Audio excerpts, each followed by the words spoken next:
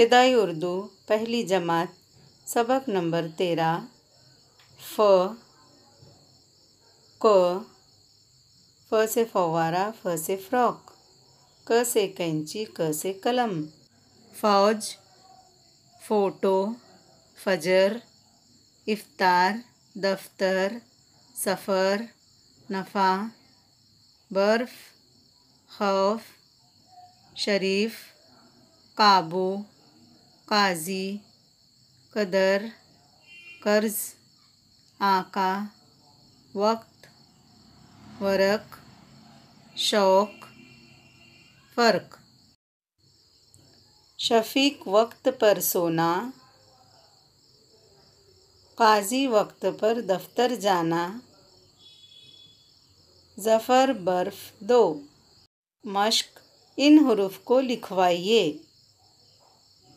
ف ق ان لفظوں کو لکھوائیے فوج افطار قاضی نقصان شریف نیچے دیے ہوئے لفظوں کے حروف الگ الگ لکھوائیے و ق ت وقت ش و شو ق شوق ف و فو ٹ و ٹو فوٹو دف دف تر تر دفتر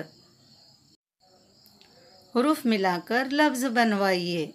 سفر سفر نفع نفع قدر قدر قابو قابو سبق نمبر 13 میں ہم نے ف اور ق سے شروع ہونے والے الفاظ اور جملے پڑھے۔ سبق نمبر 13 یہی ختم ہوتا ہے۔